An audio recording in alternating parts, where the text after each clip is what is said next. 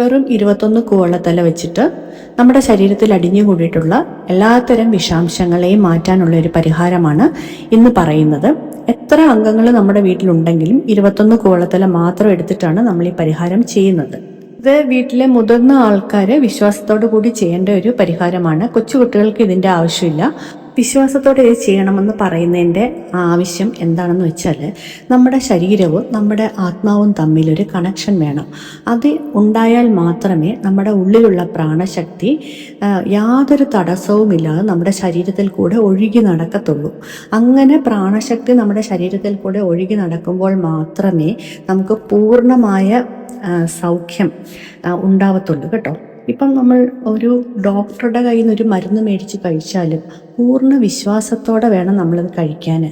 അങ്ങനെ കഴിച്ചില്ലെങ്കിലുള്ള പ്രശ്നം എന്താണെന്ന് വെച്ചാൽ, പ്രാണശക്തി നമ്മുടെ ഉള്ളിൽ നിന്ന് പുറത്തേക്ക് വരത്തില്ല. അങ്ങനെ വരാത്തിടത്തോളം കാലം എത്ര മരുന്ന് കഴിച്ചാലും നമുക്ക് താൽക്കാലികമായ ഒരു ക്യൂർ ഉണ്ടാകും, പക്ഷെ ആന്തരികമായ സൗഖ്യം ഉണ്ടാവത്തില്ല. ആന്തരികമായ സൗഖ്യം കൂടെ ഉണ്ടായാലേ പൂർണ്ണ സൗഖ്യം ഉണ്ടാകൂ എന്ന് നമ്മൾ പറയത്തുള്ളൂ. അപ്പോൾ ഉള്ളിലുള്ള ആ ഒരു ഹാപ്പിനെസ്സും കൂടെ നമുക്ക് അതിൻ്റെ കൂടെ വേണം കേട്ടോ. അപ്പോൾ ഇതിന് തടസ്സം നിൽക്കുന്നതാണ് നമ്മുടെ മനസ്സ്. നമ്മുടെ മനസ്സിലുണ്ടാകുന്ന ഭയം, ആശങ്കകൾ, ടെൻഷൻ, സ്ട്രെസ്സ്, ഓവർ അറ്റാച്ച്മെൻറ്റ്, അതേപോലെ പാസ്റ്റ് ലൈഫ് ട്രോമാസ് ഇഷ്ടം പോലെ കാണും. അതൊന്നും ഹീൽ ചെയ്യാതെ നമ്മുടെ മനസ്സിൽ കിടക്കുന്നത് കൊണ്ടാണ് ഇങ്ങനെ ഒരു ബ്ലോക്ക് ചെയ്യുന്നത് ഈ പ്രാണശക്തിയെ കേട്ടോ. അപ്പോൾ ഈ ഒരു പരിഹാരം ചെയ്യുന്നതിന് മുമ്പ് നിങ്ങൾ കുറേ സമയം നിങ്ങൾ മെഡിറ്റേഷനിൽ ഇരിക്കണം. നമ്മുടെ മനസ്സിലുള്ള എല്ലാ ചിന്തകളെയും മാറ്റി വെച്ചിട്ട് മനസ്സിലൊരു സുഖകരമായൊരവസ്ഥ വരും. എല്ലാം നമ്മൾ പ്രപഞ്ചത്തിലോട്ട് സറണ്ടർ ചെയ്യണം.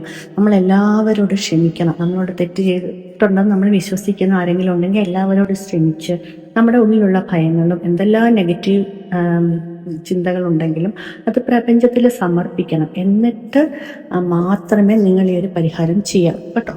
എങ്കിലേ അതിന് ഫലം ഉണ്ടാകത്തുള്ളൂ. ആദ്യം തന്നെ നമ്മുടെ വീട്ടിൽ എത്ര മുതിർന്ന ആൾക്കാരുണ്ടെന്ന് നോക്കുക. ഇപ്പോൾ ഒരു 6 പേരുണ്ടെന്ന് വെച്ചു.